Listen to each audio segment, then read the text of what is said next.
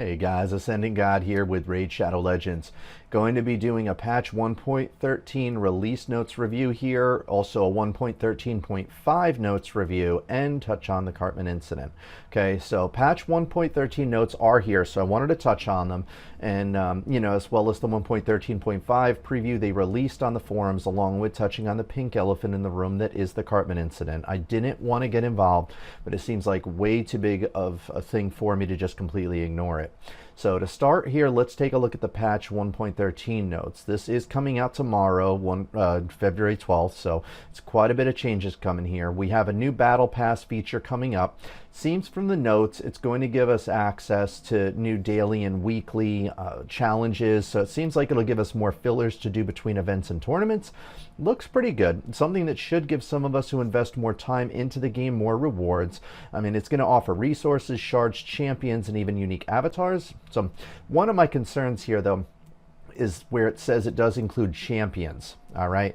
I'm a little wary of that because I'm not sure exactly how they're planning to roll that feature out and exactly what champions will be accessible through this battle pass, but hopefully this isn't going to turn into something where people can essentially buy their way to the champions they want.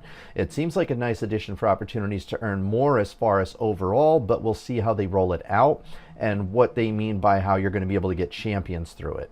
All right, another thing I don't like here is how there are two types of battle passes, a core and a gold. All right, as it is, they have us paying $10 a month just to get the extra multi-battle attempts along with the 20% XP and silver from the silver raid card here. Or if you get the gold, $50 for 6 months. So we're already having to pay for that, $10 a month. And then meanwhile, there's going to be an extra cost here for the gold where it needs to be purchased in the shop as well. So we'll see, how much this is going to cost and exactly how much it's going to offer here.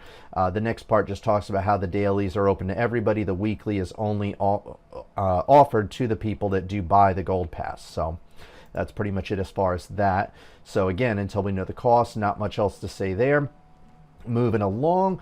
Faction Wars, they are finally releasing the Dwarf Crypt here. I don't know about you guys, but I am really psyched about this. I'm anxious to put my dwarves to use in the faction stages and see how far they can get. So hope you guys are ready for it because obviously it is coming. All right, there's going to be some new buffs and debuffs coming from new champions, and some of them seem very interesting here. One, it increases the poison sensitivity, so it makes people who do poison, it increases that poison damage that's taken by the target. So it's definitely something that'll be useful for the clan boss more than anything else. But we'll have to see what kinds of champions will have that ability that might be viable for the clan boss. All right, and then a debuff to decrease crit rate or crit damage by either 15% or 30%. So that's very interesting. It's a new ability, so it's definitely something that could be useful in Arena. But again, we'll see what types of champions are offered that have those abilities. And then on the buffs end here, a strengthen buff that increases damage taken by either 15 or 25%. Again, interesting, has potential. Increase accuracy buff. This could be great with the right compositions, letting you worry less about accuracy on champions and more on other stats when gearing them. So this could be useful in various encounters, but again, we'll have to see how those skills actually function on the new champions with them. All right, and then you got an increased crit damage buff again by 15 or 30%. So again, that's something that seems like it'd probably be most useful in Arena, but possibly in other encounters as well. All right. Now, before I get into the champion balances, though, one huge concern I have with these new skills is that they are watering down some abilities way too much. Like, when's the last time they released a counterattack champion? All right, I mean, meanwhile, counterattack is vital for the Ultra Nightmare clan boss. I know multiple people from our clan clusters here in the Sin clan cluster that have quit purely because they got frustrated about never pulling a counterattack champion. And if you're not in Sin yet, definitely feel free to check us out on Discord. You can find a link in my description section below the video here. Check us out. We'd be more than happy to help you out whatever ways we can. But coming back to this, as far as these new abilities, they're watering down the counterattacks even more now. And I mean, let me know what you guys think, but I think that if they're going to keep releasing more and more champions like this, they need to add in more counterattack champions in the game. I mean, I really feel for people who don't have a counterattack champion yet, because these days it's a very rare pull with how few there are in the champion pool. I mean, I've been playing now for probably about at least 10 months or so. I literally have one single counterattack champion. That's it. I want a double counter for the clan boss. I don't have that option. And I've invested quite a bit. So the counterattacks are getting way too watered down. They need to do something to fix that. So they just keep putting out more and more champions and no counterattacks. But anyway, moving along the line here to the champion balances. I'm only going to touch on these because, as you can see here from the notes, what's going on. I'll gradually scroll down. So it looks like they are making some changes here to this Angar guy. They're buffing him up, so hopefully that'll make people who own him happier. They're getting a couple of buffs to Foley here. So again, I know people have wanted that for a while, so hopefully that's going to be, you know, pretty decent here as far as this improvement with this skill here and increasing his base speed a little too, so that's nice. Sathalia here is getting some more buffs. And then Shamrock. And Shamrock, I mean, they're finally modifying Shamrock. It is so overdue, and I'm so happy to hear it. I don't own Shamrock, but just looking at his kit in the past, I really felt for people who owned him. I could tell just looking from his kit he was garbage. So the buffs to him are long overdue. It's definitely long deserved, and I'm sure people are going to be happy with that. And Tormund, it's nerf. And we all knew this was coming, and he'll no longer trigger from artifact sets here, and so it's going to make immunity sets a lot more valuable in Arena. And he's also losing the ability to trigger from masteries, so that kind of sucks, because now those of us who have adjusted to him in Arena are going to have to redo our masteries all over again. So he's still going to be very powerful for Arena until enough people farm immunity sets to the point where he isn't as much of a threat anymore. It's only a matter of time before people keep farming immunity sets and Tormund is going to be obsolete. It's just a matter of time. But anyway, Jana Cahier. She's getting apparently a lot of different buffs. I don't know much about her, but it seems like they made a lot of improvements to her. So I'm assuming that she must have been underperforming really bad. So we'll see what happens as far as those there, because 3 different buffs to all 3 skills it looks like. And then clan boss changes. Now they announced this a while back, but the people with the unkillable and block damage buffs, that's getting nerfed. You'll now have 50 turns here until the boss starts ignoring your unkillable and block damage buffs. So I've heard some people complaining in the past that this is going to break a lot of those compositions. Other people said with 50 turns they should still be okay. So I don't know. I've heard a lot of back and forth with that. I mean, I guess we'll see what happens after it launches. And I mean, I understand why they're doing this. It is a bit unfair that with the right champions, people can essentially make their team immortal. So I can't blame Plarium for doing this, but at the same time, I also get the frustration of those who build clan boss compositions that are dependent on those unkillables and the the block damage, because you didn't cheat, you took advantage of the in-game skills. So it is, I get both sides of this, but I mean, there's nothing we can do about it. I mean, sorry guys, it's getting nerfed. That's it. And moving along now, on a more positive note, more multi-battles. This is awesome. They're increasing it to 30 with no raid card and up to 100 with the raid card. So since they're mentioning the raid card here, then obviously, Battle Pass is not going to be tied into the raid card that we mentioned previously. So again, hoping the Battle Pass isn't going to cost too much in addition to this. But again, we'll see. All right. Other than that, a few minor changes here in the miscellaneous section. Nothing too huge here. So, I mean, that really covers the main things as far as the patch 1.13. I'm going to move on to what they gave us so far about patch 1.13.5. Now, this one isn't coming out tomorrow. This one is going to be the next release. Or at least according to this, it seems like this is the one that's going to be coming after the release that's coming out tomorrow on February 12th. All right. Honestly, I don't like this stuff at all. I feel this is just going to make the gap between whales and those on a budget that much bigger.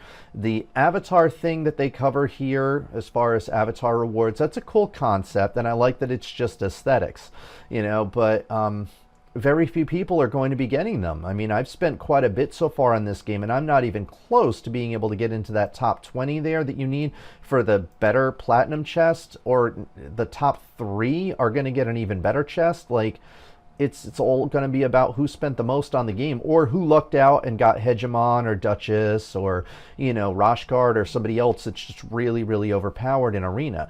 You know, so that's frustrating to a lot of people, and you can see that in these forums here below the comments on this thread, about how many people are disgruntled about this. So again, Avatar is a cool concept, but most of us won't ever see these things. And moving along though, this new artifact sets, these are the thing I was talking about that's going to make the gap much, much bigger. These sets are ridiculously overpowered. I mean, a 50% chance to get an unkillable with a fatal hit. And then along with that, in case that alone isn't enough, they're also getting 18% increased speed, 30% increased crit damage, with the 50% chance to get unkillable when hit with a fatal hit. So that's insane. I mean, I get that they want to give players more of an incentive to work their way into platinum, but with only 300 slots, it's only going to be a select few of us getting into it, and it's going to give those who are already very powerful players an even bigger advantage, putting those of us who can't keep up in the dust. I mean, I honestly think this is a horrible idea, but let me know what you guys think in the comments below. I haven't had much time to look at the other content creators reviewing this, but I have talked to a couple, and I did see one of them who also agrees with me that this is ridiculously overpowered and extremely unfair. They're breaking the game with this, literally breaking their game, by basically saying, well, let's increase people's incentive to spend money on platinum by giving them god-broken gear now. That's not the right way to give them an incentive to get into platinum. I mean, the avatar is a cool idea. It's aesthetically pleasing, and it's a cool incentive that you get rewards, but not a reward that is going to blow everybody else out the water and make it so that there's a huge gap. You know, I mean, at the same time, we are only still getting these rewards once a week. So imagine how long it's going to take for people to build up viable sets of this. All right. Now, this other set here, the deflection set, this has a chance to deflect debuffs onto the attacker here. So and then along with giving them, you know, 20% hit points, 20% defense. So it's not quite as powerful as the first one, but it's still extremely powerful. Both of these sets are far stronger than anything else in the game. The first one there by far. I mean, imagine running into all kinds of various champions that'll be getting unkillables like you deal with on Skullcrown. Yet now it's going to be random champions and you won't see it coming. So yeah. Badges of honor for those who place first here. And, you know, this is just another thing that's exclusively for whales. I mean, I know a lot of people have already been complaining the game caters so much to whales and high-paying players, but this 1.13.5 patch is just going to make it even more so. I mean, personally, I get why they're doing it, but these sets are just way, way too overpowered, especially this one here. I mean, and again, with only 300 slots for platinum, they're just giving way too few players the opportunity. I feel like this is going to do a lot more harm than good. 300 players getting really powerful gear and all the rest of your community not. This is a bad idea. I mean, Polarium, this is a really, really bad idea. You are going to be discouraging a lot of your players that are going to get frustrated and leave. I get that you wanted to increase the incentive to get into platinum. This is not the right way to do it, though. Or at the bare minimum, you need to increase those 300 slots to at least like 500 or 600 at least. But anyway, I mean, let me know what you guys think, you know, out there. Maybe some of you feel differently. I don't know. Let me know. But I mean, from what I've seen so far from the community, as well as other content creators, we're all agreeing this is god-broken gear here. This is crazy. But anyway, so that's all that I have as far as these notes here. Last thing that I'm going to touch on here, and I'll leave this on the miscellaneous in case you want to look through that since I didn't touch on it. But the last thing that I'm going to touch on while I do this is the Cartman incident. All right, a lot of people asked me why I haven't done a video on it. Couple reasons. All right, number one, I was waiting to get in a kit because, I mean, you guys normally in previous videos used to see my room in the background. Now eliminated that, improved my video quality a little bit here. I got a lighting kit that I was waiting to get in. I was trying to hold off on doing videos until I got it. Just got it today. That was one reason. Another thing, I have a lot of personal stuff going on in my private life, which I am not getting into. That kind of backed me up on doing videos.